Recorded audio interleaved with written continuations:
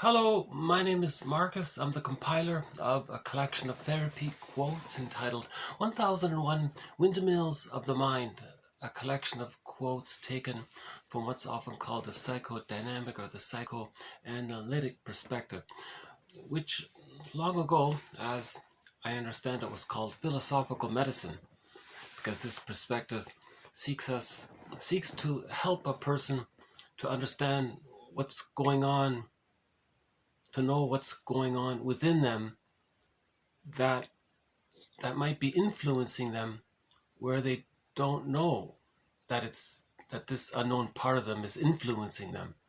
So we want to make the unconscious conscious. Right? And if in the unconscious there are a lot of memories that seek witnessing, then this perspective can help in this area. Grief is healed when it's witnessed by a caring other, and to a certain degree we can be our own caring witness. Right? So this is sometimes called self-reparenting.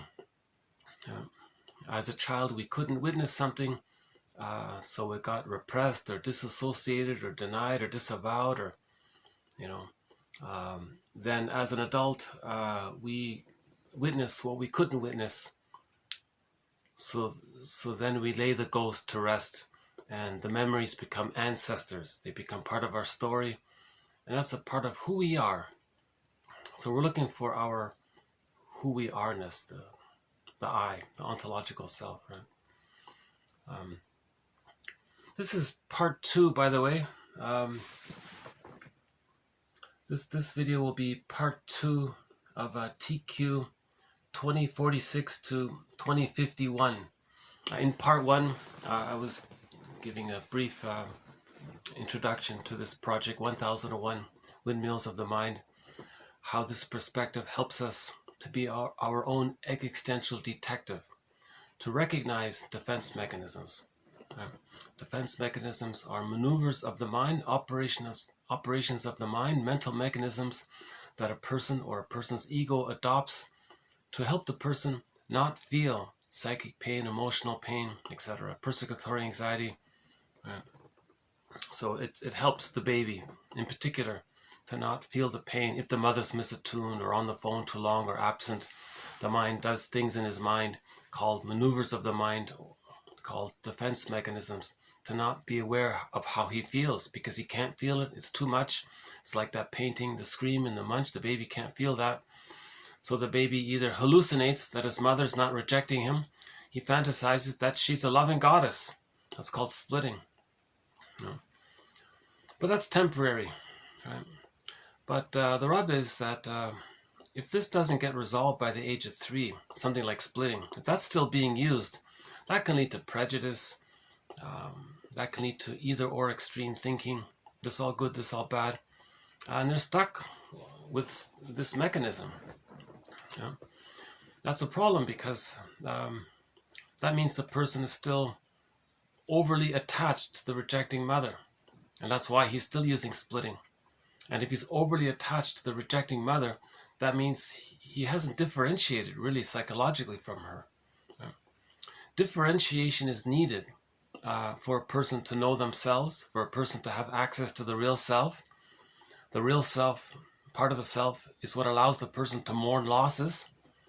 If a person never mourns losses, that can lead to aggravated grief, complicated grief, prolonged grief, pathological nostalgia, melancholia. There can be the delayed onset of that trauma. There can be a delayed onset of it. That leads to PTSD, right? Emotional fatigue, burnout, nervous breakdown, stress on stress. The triggers trigger the triggers, so the amygdala can become overstimulated. One person says that it can literally, physically be enlarged. That means the person can end up as a curmudgeon late in life. Very stingy, irritable, bitter, miserly. Everything triggers him. He's not an elder, he's not sharing, because he's still attached to the rejecting mother. So why would a baby who's traumatized, why would a 90-year-old man still be stuck there in that traumatic attachment to the rejecting mother? the theory is, if the mother is rejecting, the more rejecting she is, that means the more her love is unavailable. The more the mother's love is unavailable, that means the more the baby needs her. He clings to her and even becomes just like her even. And he's in a catch-22 because he needs mother's love to differentiate, to be himself. He's not getting it, so he's waiting for it because he needs it. And he's not getting it, so he's in a catch-22, right?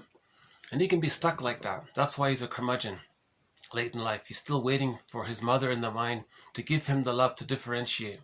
Right?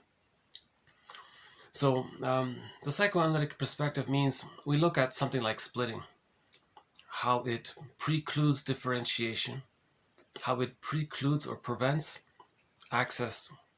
If there's no differentiation, then there's no self. If there's no self, there's no real self. If there's no access to the, if there's no access to the real self, yeah, it's there, but it's just lost, it's unavailable, right? So if access to the ontological self and access to the real self, part of the self, isn't there, if the person's disconnected to it or he's afraid to know it, then he doesn't have access to his hobbies, knowing what he likes. The real self, part of the self, allows the person to make I statements with his partner. Then the marriage can become like fine wine. The real self, part of the self, maintains the I'm okay, you're okayness when there's the psychological birth through the differentiation. But splitting precludes all of this. Splitting prevents all of this. So we want to heal the splits. How would that curmudgeon guy, how can he still heal the splits even if he's 90? How can he still do it? He has to accept the reality that when he was a baby, his mother, for whatever reason, didn't have the emotional connection with the baby, or she was misattuned. You know, then you look into her history. Maybe she had prenatal distress syndrome. Maybe when the mother was in the womb, she was kicking too much. She was stressed out, and that made her very sensitive. So when she was born at the birth, she had birth trauma. She couldn't handle the stress of the birth transition. So she may have had birth trauma. That leads to relational trauma because they don't bond to the mother. They're afraid to bond to the mother. So that can lead to developmental trauma. The mother didn't really go through the process because she's still in battle with her mother. Then when she has a child, she doesn't have it to give. In fact, she may be engaged in intergenerational trauma where she wants to communicate to her mother in the mind what happened to her by doing to her child, the grandchild, her child. It's as if they say to the mother in the mind, look, mother in the mind, you didn't give me a secure attachment style, and I'm angry about it. Now here's this baby of mine. You know, I should love this baby, but you know what? I'm just so filled with anger at you, mother in the mind, for not giving me the love that I need. So what I'm going to do is I'm going to show you how angry I am. I'm going to give your grandchild an insecure attachment style to show you that that's what you did to me and I didn't like it. I'm showing you, mother in the mind. So she's still in battle with the mother in the mind. That's called intergeneration. That's one version of intergenerational trauma. So the mother is going to devalue, reject the child to communicate that when she was a child, she felt rejected and devalued by her mother. It's called negative magic gesture, Sisyphus behavior, and so on. And we have a quote, as mentioned in part 1, that repetition compulsion is the means of bringing a lot of this material to consciousness. Right? So this perspective,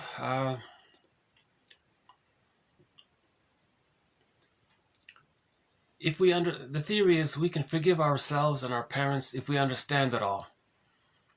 I think in France there's a proverb that says, to understand all is to forgive all.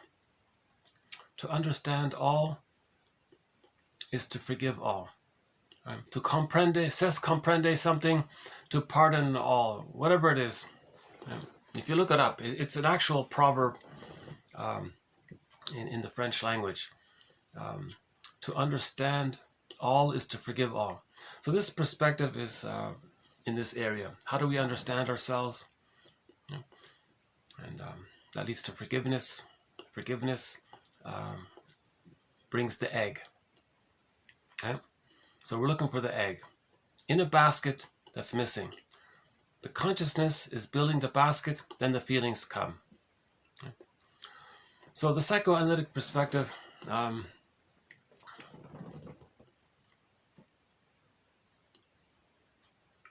it's about understanding what's going on, basically, right? What's going on. If a person's repeating something, it's dysfunctional.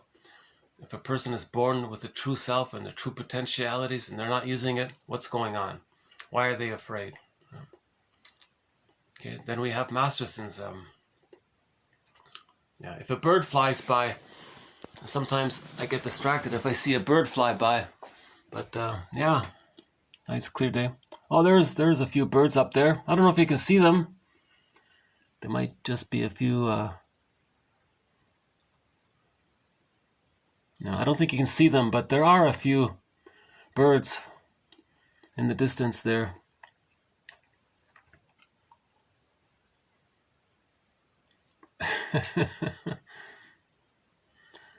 No, they're not coming this direction. But yeah, but it's a nice clear day today.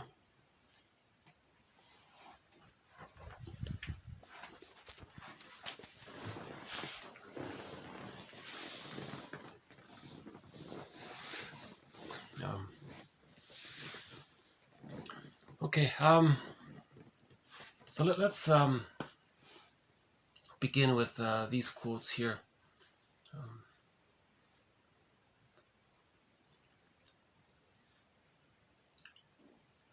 For example, the quote about projection is very good.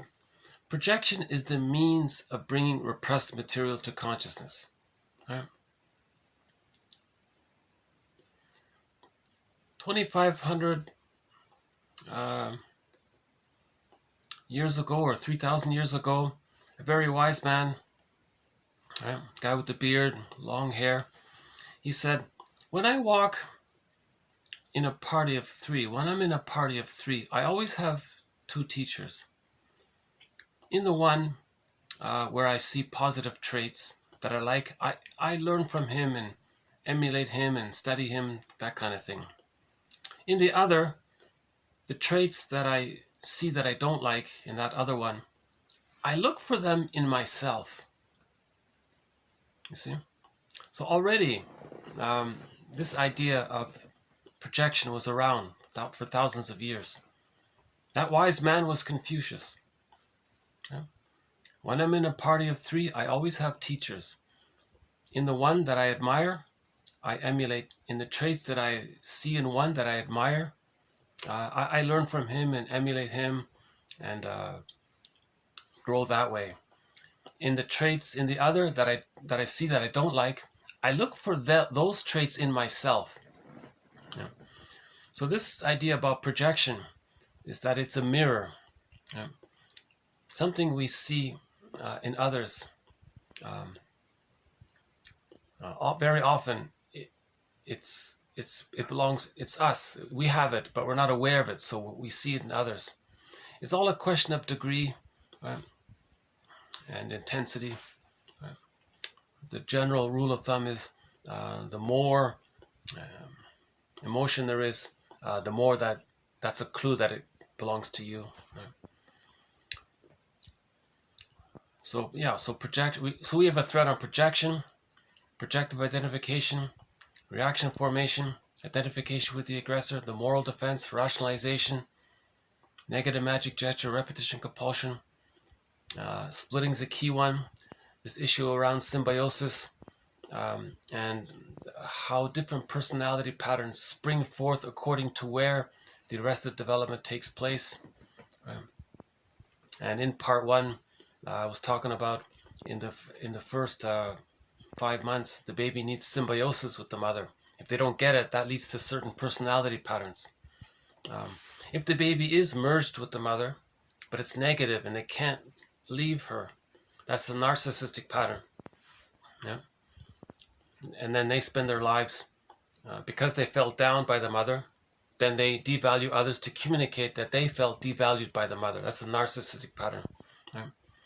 Again, all babies have primary narcissism up until the age of 18 months, where the child thinks everything is about them, everything is there to serve him, it's all about them. And the mother's this giantess in the nursery. She's so powerful, she's so omnipotent and powerful. And they're fused, the fusion is still there and he can't get out. He's stuck there. That's why he thinks he's so important and everything's about him. That's the narcissistic pattern. He hasn't differentiated. Remember, the baby needs the love to differentiate, because if he has the love, he feels safe enough to know himself. If he doesn't get the love, he doesn't feel safe enough to know himself. He still clings internally in his memory system, in his emotionality, in his spiritual, invisible world. He's still fused with the concept of the mother, where he is her even. Now, because he is her, he's angry at not getting her love. How does he express his anger? He's going to show her up. He's going to do to others what his mother did to him, to communicate what his mother did to him. Right? So the baby was small and innocent and vulnerable. The mother had all the power. She exploited the baby. That's the baby's interpretation. If the mother doesn't meet, that's the theory. The baby interprets that the mother's, she's not in reality, but the baby interprets the mother as rejecting him or devaluing him, shaming him. That's how he feels if he doesn't get his needs met. And so he creates an existential conclusion that he's no good or so on. Now he can't accept that. So he identifies with the aggressor. Now because he's her in his mind. Okay. He's going to do to others what his mother did to him, to communicate what his mother did to him. Right? So he felt devalued as a baby. He identifies with the aggressor, his unloved self. He's going to find some chance other, some safe, non-threatening substitute other. Right? Usually it's a safe other, however they're safe. Right? Often they have some disadvantage about them, so they'll find some non-threatening substitute other, so prejudice often comes from there. And then they'll say, then they'll be negative towards them. That's prejudice, right? Because they want to communicate to the mother in the mind, look, mother in the mind, you see this innocent newcomer or whatever, I see how negative I am towards them. I'm showing you that when I was a baby in your arms, I was innocent to you and you were negative towards me, and I'm showing you. So through their behavior, they want to show what their mother did to them. Okay. Now, because of the fusion, when he devalues the other, because of the fusion, he feels devalued. Then he's got to devalue the other because he just felt devalued. And then, so prejudice can be stuck like Sisyphus. Right? And he's stuck like Sisyphus. So prejudice is a Sisyphus type behavior, meaning he's in battle with the mother in the mind, trying to show her up, so to speak. That's actually today's quotes a little bit.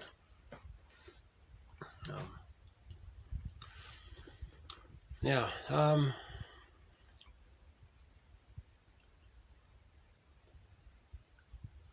I feel like I'm still searching for a clear, short explanation or overview statement of 1001 Windmills of the Mind, right?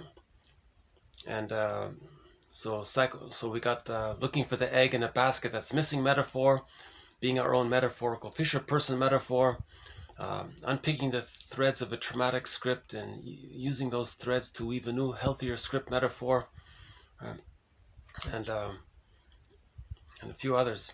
I feel like I'm still searching for a nice, concise, descriptive, nourishing, protein bar-like overview of 1001 Windmills of the Mind, which, by the way, now has over 2,000 quotes.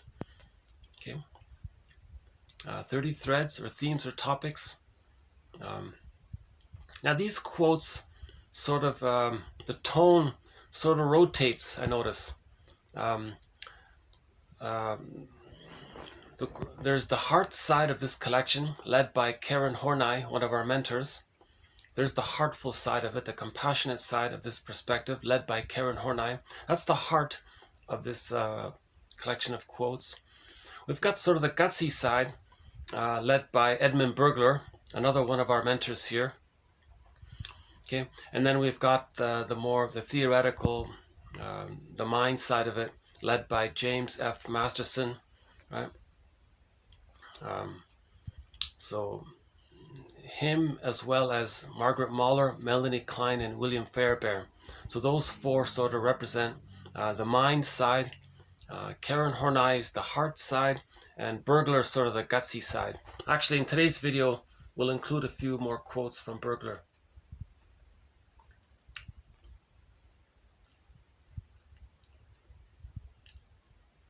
Karen Horney always says, life, her famous quote is, you see it around all the time, her famous quote is, life itself is therapy.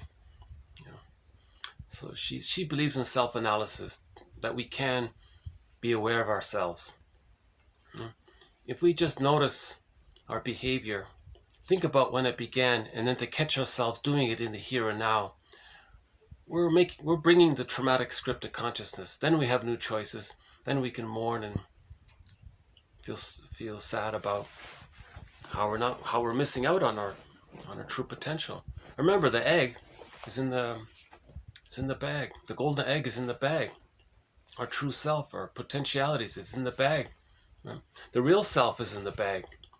That's the part of the self that has lots of treasures, called the capacities of the real self. Aliveness of affect, a wide range of affect, needed, appropriate affect, right? So they can mourn, they can feel joy, the creative play, I'm okay, you're okay, mutualities there. The real self, part of the self, allows them to know how they're a little unique and they can express it.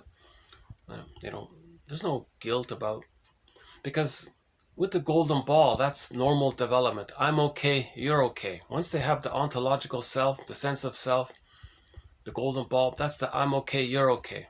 Yes, we're all flawed, we're all wounded, we're all trying to, everything's an act of love or a cry for love. Love your wounded neighbor with your wounded heart.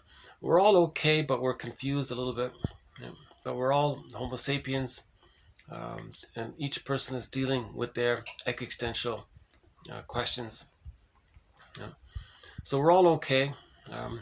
Normal, natural, healthy development for Homo sapiens is I'm okay, you're okay. Wilson calls it Homo naturalis. But with trauma, we get stuck in a kind of regression called Homo economicus. That's the plunder system. I'm okay, you're not okay. And the greed. So Homo sapiens, she says, truly are Homo naturalis. I'm okay, you're okay. But when there's trauma and we're confused, so she calls that Homo economicus. That's the narcissistic pattern, the age of narcissism. Right? So we heal narcissism when we be brave and accept the truth that that there's two sides with the mother. But we don't want to face the two sides because the reality of the frustrating side is too much. So we reject it. That's the narcissistic pattern. If we can accept the two sides, it's disappointing. Then we have the story of Orestes. He faced that anxiety. It's called the Furies. So he faced the two sides of the mother, symbolized by that court scene, that court in the story Orestia, in the court scene, half said yes, half said no, to Orestes wanting to find himself, to differentiate, to leave his mother. The mother brings up all of these feelings. Athena, the symbol for the psyche's innate drive for healing, said yes, because you saw the two sides, you found yourself. He gets his golden ball. His feelings they serve him now. The feelings serve him. He was running away from his feelings all of his life. Finally, they serve him. When they serve him, I feel, therefore I am. He has his self. When he has his self, then he has access to the real self, right? So, and all of the treasures of the real self. Right? Marriages, they can make I statements. Then the marriage becomes like fine wine. They can express how they're a little unique in what the gifts they were born with. That's meaningful. They feel pleasure in that. And we have a thread in this collection of quotes on Masterson's theory about the 10 capacities of the real self. Once we get the golden ball, after we heal the splits, have the ontological self, that's the first part, then we get the capacities of the real self. Now, if we try to activate the real self, that's going to bring up the furies. So Masterson's axiom is real self activation, doing something that's from the real self. If you're not ready for it, well, whenever you try, it's going to bring up the original memories of the mother's rejection. That's called abandonment depression or persecutory anxiety. Yeah. It's the memory of the mother when she withdrew her love and linked to a part self memory of how you felt shamed by that. That's called woe-ru, the withdrawing object relations unit discussed 2 videos ago. Now, so real self-activation triggers the massive anxiety or the woe-ru. When there's much anxiety, okay, go back to what did the mother do? When the baby was really despondent and really terrified, maybe the mother came in with some chicken soup. Okay, so the mother rewarded the regression, not the autonomy. When the child was autonomous, had autonomous wishes, the mother wasn't available. She rejected it. But sometimes the child is really sad about it, sad about things. The mother comes in and offers some comfort. So he gets mother's love when he's feeling the pain of her rejection. Then she comes in with some love. So the axiom is real self-activation triggers the abandonment depression, which then leads to defense. Now the defense is the chicken soup, doing something to comfort yourself from the pain, to get away from the pain. Right? So real self-activation triggers woe-ru, which triggers ro-ru. Now this will make sense if you look, if you check out the video 2 or 3 videos ago. We did a whole video on, we did a very good video. That's one of my better videos, I think, on Masterson's theory of the woe-ru and the ro-ru. Hard to pronounce, but a very helpful theoretical construct. He's describing in metaphor the internal theater, how it's divided like that. Yeah. And we channel our experiences through these 2 channels. We don't have the real self. We're still dealing with the splitting. We have to heal the splits, get the golden ball, then we can deal from the self. Splitting precludes the golden ball. Splitting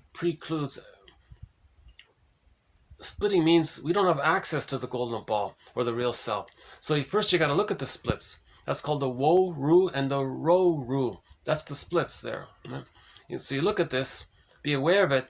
Then you have some, okay, now you know what's going on.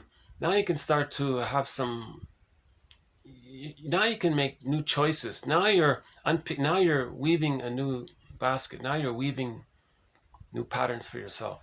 Right? Now you're taking care of yourself because you're going to make better decisions, because you realize it's not necessary to still operate out of the babyhood trauma formula of the splitting. You can operate more in the realistic present, and that builds a new psychic structure, a part of yourself that's within you, that your wise advocate, that supports your development, connected to a part self-representation that feels supported by your reparenting yourself. So you have a new relational unit there.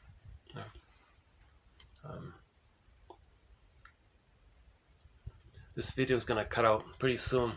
So when this video just suddenly cuts out, I'll see you in part 3. Hold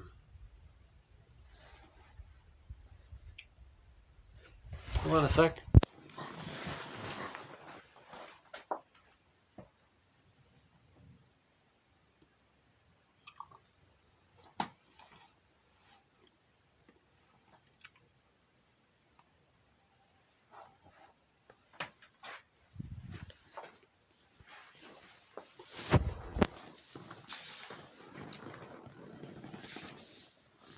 think when I finally get to update my technology, I'll be able to provide, improve my presentations here. Okay, why don't we just begin with today's quotes here. So this is the gutsy side, a little bit. Edmund Burglar, the #1 most prolific author of psychoanalysis, direct into the English language. He was immensely popular in the 50s. Magazines were always writing about him. He was, I think it seemed like he was pretty much a household name back then in the 50s.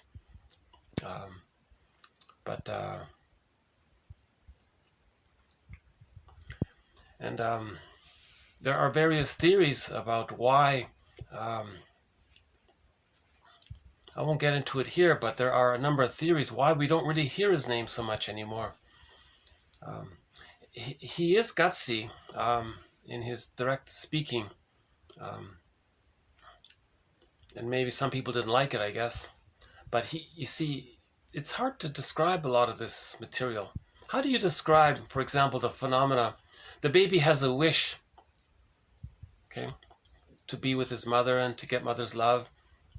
What if the mother's rejecting? So